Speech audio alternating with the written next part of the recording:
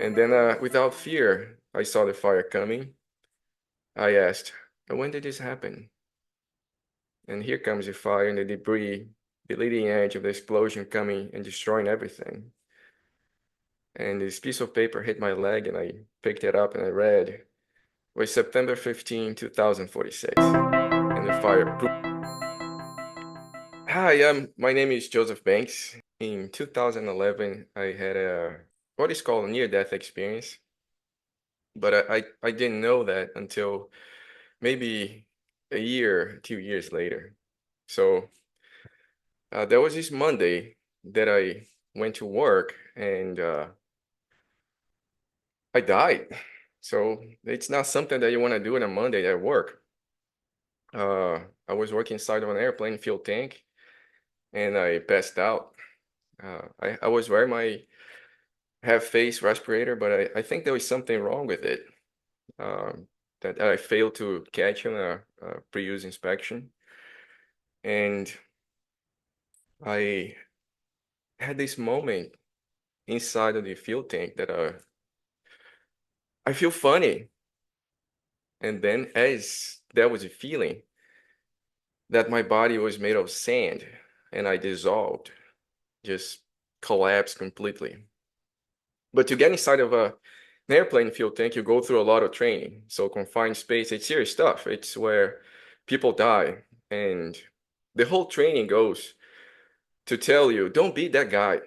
Don't be that guy that dies inside of a confined space because someone will see it and it's really hard to see someone in harm's way. So they'll get over and they'll try to rescue you and then they'll die too.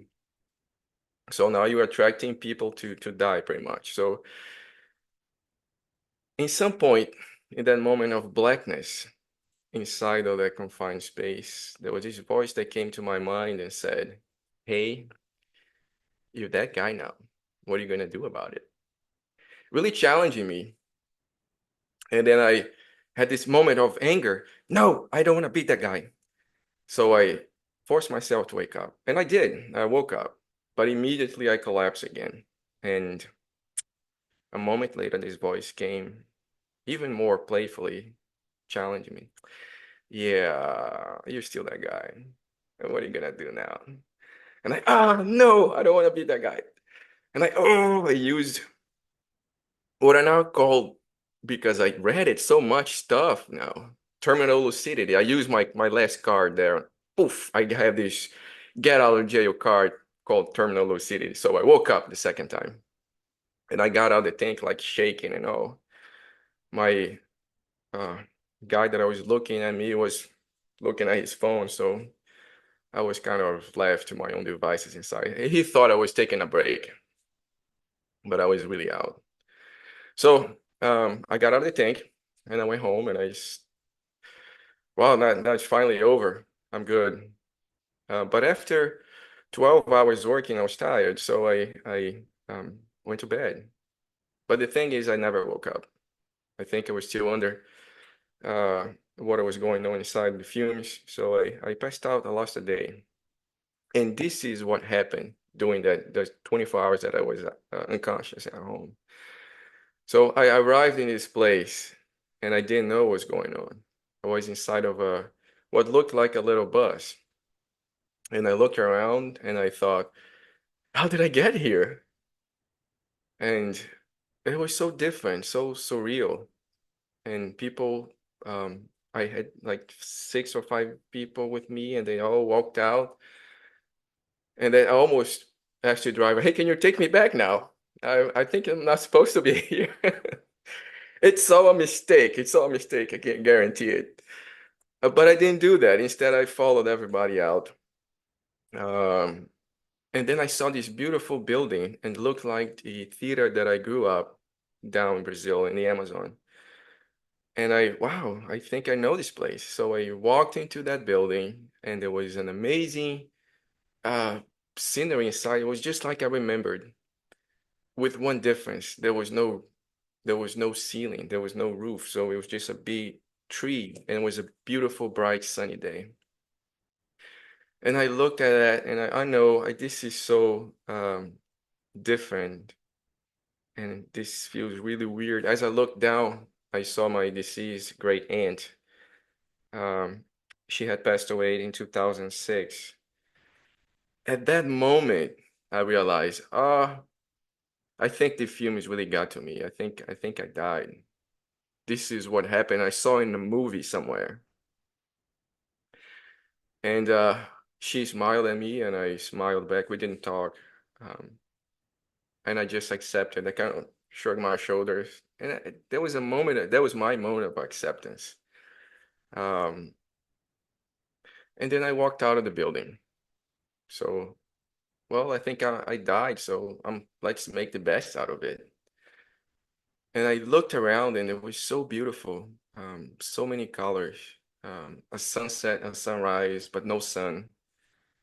And there was a sound in the air, kind of a vibration, music everywhere.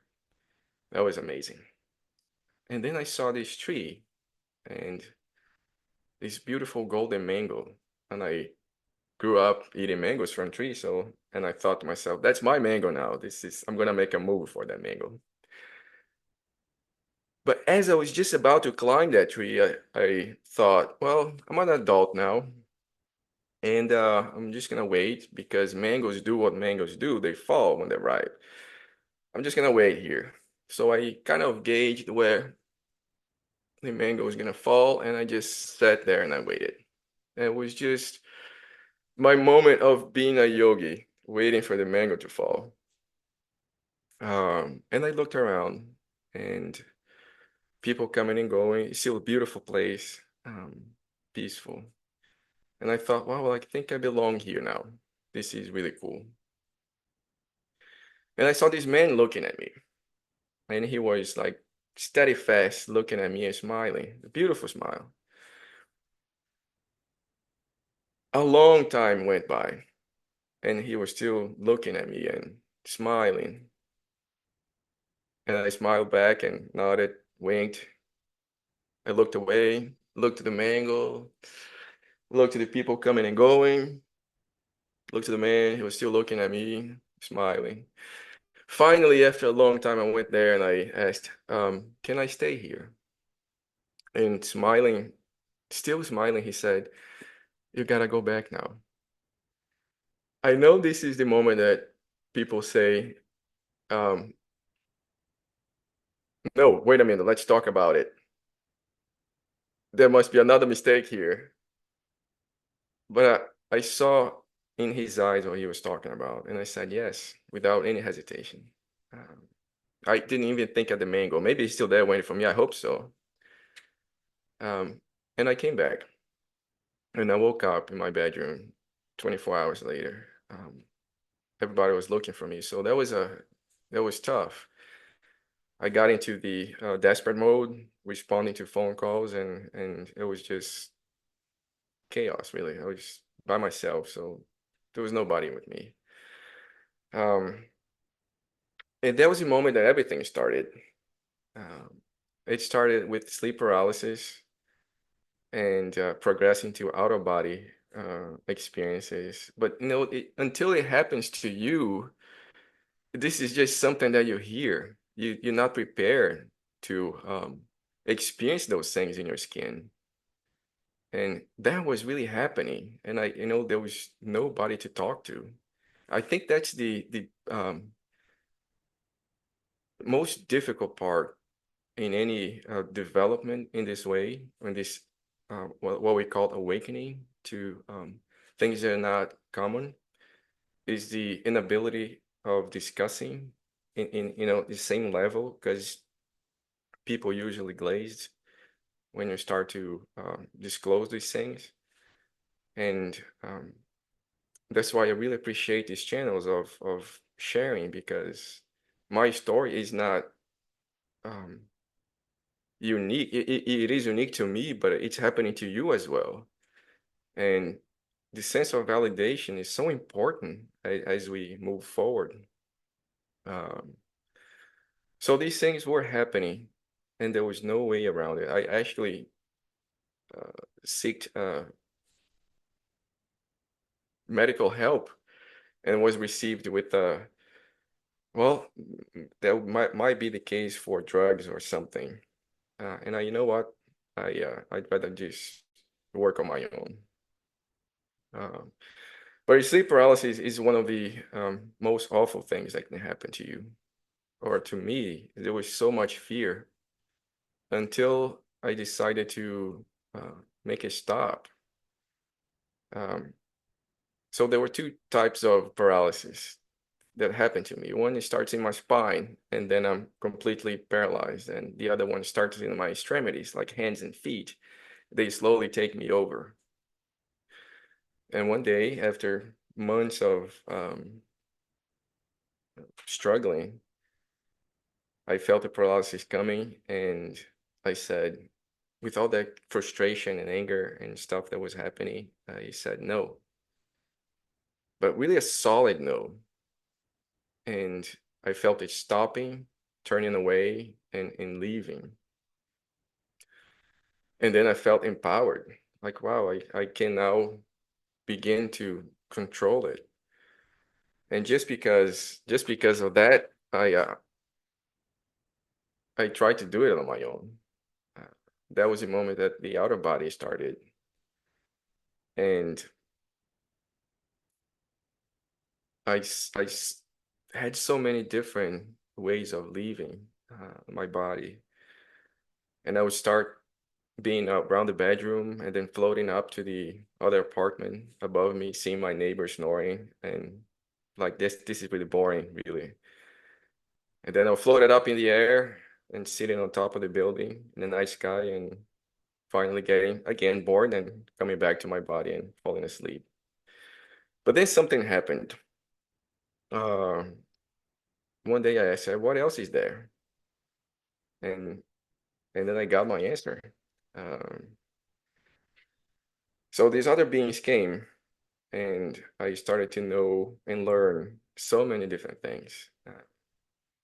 One of them was about myself that I had lived so many times. Uh, as a monkey in India, as a knight in medieval times in England, a gentleman that died in a fire in a hotel, a woman that stole because she didn't have much, didn't have anybody to look after her. Um, and the latest one was very interesting. Everything comes in dreams to me. Um, so I had this dream where I was reading this book that I wrote, and I I was having fun and laughing and thinking how much I changed since I wrote those words, and how forever the same some of them will be, you know. And in the end of the dream, I felt this everything was falling away, and this name was floating before my eyes, J.S. Banks. And then I woke up.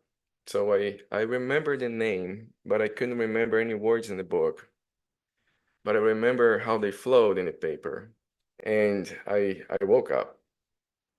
Um, so I started research everything, like because everything you can know at the tip of your fingers nowadays. So I researched J.S. Banks, author, and I found a book, two books actually. One is about birds, and I know this is not it, but the other one was a hit. And I have the book here.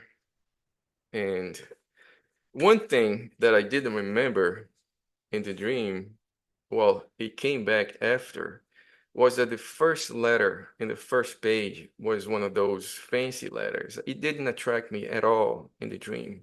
But when I opened this book, that was the first letter. And this is the book that I wrote a long time ago. And I read all these words and they were the same. They were the same flow and how they come together. It becomes a signature for any author. And I think Bruce Grayson said that side effect of a near death is to write a book, and this is what I'm doing now. It's gonna be a sweet story about so many different things, and I hope to get out there for in the next few hundred years. Maybe it will survive like this one here survived. I found this, and I felt so personally connected to it. Personally connected to that man that I actually found his grave in Leeds, England, and I traveled there. And this is another funny story because when you go to a British cemetery that is hundreds of years old and you go ask someone, how can I find this grave? They just look at you and say, just go and find it. And I ask, is that a computer or something to find exactly location? Because everything has a computer nowadays. And he just looks at me again. We don't have a computer. And after traveling so many thousands of miles, I saw myself in dire straits there. How can I find this grave? So I walked, and at some point I just closed my eyes and I'm gonna find it. I came from so far away, so I closed my eyes for a moment and I walked, and lo and behold, after 15 minutes, I found the grave. Um, Today I have all his books, and I have read them all and have read some of the books that he actually um, read that inspired him to follow his passions. This man was also a um, college professor and a missionary, Christian missionary in India in the eve of the mutiny, um, and had a beautiful life, a man of God. And on that grave, I read another book and kind of closed that loop, of life that I read this book from cover to cover called Words on Immortality, that he um, had an honest question in his heart. Is reincarnation real? Or is there such a thing as survival of the soul after death? So in a way, I answered my own questions. And I think the most important lessons that we learned um, really come from within. And true strength, it's not being big, or it's the strength of the heart is to um, grow around those things, those core messages that come from the soul, and they eventually allow you to find freedom in the end. Freedom from, well, I'm gonna leave it blank to you. Freedom from, and then you find freedom, and then you find that thing that you have been waiting for so long, been searching for so long, and hopefully along the way you help a brother out or a sister out. So the other thing that you learn as you progress in this the spiritual awakening that we call is to actually see the future, the things that are to come. But like I said before, one of the most important things is to be okay with the things that you see. When your heart's not affected by whatever unfolds before you, and then you're allowed to see more things. So this happened in a dream, like business as usual for me. I arrived in this place. I didn't know what was going on. I looked at myself, so I'm naked, and okay, this is happening. Whatever it is, I look around. Why am I here? And it's a commercial center somewhere, red bricks, trees, medium shopping mall maybe, and it's just before the dawn, and I see no reason to be there. And then I did the Superman thing, so I flew away, which is always amazing. And then I saw this beautiful sunrise over the mountain range. Like, wow, this is a really cool place. It has some mountains, the sun's rising, it's beautiful. And then I saw this nest on top of the tree line, and I came hovering around it, and I saw in this nest an eagle, a seagull, and two baby eagles. And then I remember thinking to the seagull, that might not be the best place for you to hang out, my friend. They like eating other birds. But there was peace in that nest. And I saw in the horizon this green dot flying, and it turned white, and then I realized it was an airplane, a jet fighter, flying supersonic. And then I'm gonna have some fun and chase a jet fighter now, so it's gonna be a dogfight. And then I heard this siren coming from the town. And I looked back, and there was this huge ball of fire expanding. It was an explosion. And then, without fear, I saw the fire coming. I asked, when did this happen? And here comes the fire and the debris, the leading edge of the explosion coming and destroying everything. And this piece of paper hit my leg, and I picked it up and I read, it was September 15, 2046. And the fire, poof, hit me, and then I woke up. Of course, I was kind of shaky because that was the first time that something that big happened to me. And I immediately, let's do a research.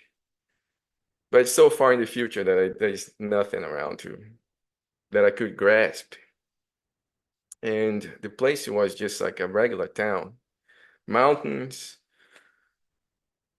commercial center. There are lots of places like that. But then there was something in the nest, so very symbolic. So the eagle is a symbol for this country, the United States of America. But so it happens to be that the seagull is also a state symbol. It's a state symbol for Utah. This one you'll have to Google the whole story. In 1846, something happened in Utah, and the seagull became a state symbol.